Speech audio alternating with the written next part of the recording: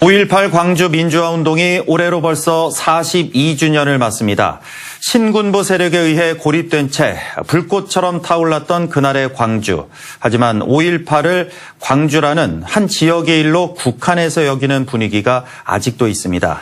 광주 사람들만의 외로운 기억이 되지 않도록 경북에서 5월 정신을 이어가는 사람들이 있는데요. 윤소영 기자가 만나봤습니다. 신군부의 탄압으로 언론조차 광주의 참상을 외면했던 1980년 5월.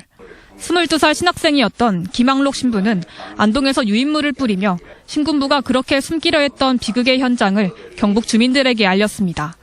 광주의 대학생들이 손글씨로 꾹꾹 눌러 쓴 유인물에는 광주의 참혹함이 고스란히 담겼고 전국 각지 신부들의 도움으로 김 신부의 손까지 들어올 수 있었습니다.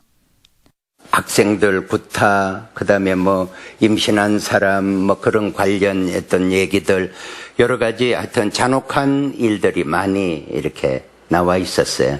당연히 돌려야 된다고 생각을 했던 거예요. 정부의 탄압 그리고 영호남 간 해묵은 지역 감정은 광주의 진실을 경북에 알리는 데 큰 걸림돌이 됐습니다. 그러나 김 신부와 천주교 안동교구는 포기하지 않고 경북 곳곳에서 관련 사진전과 비디오 상영회를 꾸준히 진행했습니다. 이런 노력은 결국 1988년 5월 경북 지역 시민 900여 명이 처음으로 광주를 방문해 외롭게 싸웠던 그들의 아픔에 손 내밀 수 있었던 자양분이 됐습니다. 상주 지역의 신자들이 그래도 왜 사진전이나 이런 걸 통해서 광주의 진실을 일찍 좀 깨달은 사람들이 많았다는 거예요. 광주 쪽의 사람들이 너무 좋아하고 고마워했다고. 고향인 전남 담양을 떠나 안동에 30년 넘게 뿌리내린 차명숙 씨는 항쟁 당시 광주에서 직접 마이크를 들었습니다. 침묵하던 언론을 대신해 광주 시민들에게 신군부의 만행을 자세히 전했습니다.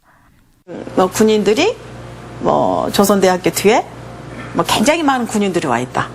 경찰과 군인이 방송국을 장악하고 있다. 그래서 우리는 방송과 알려야 된다. 그게 시작이 된 거예요.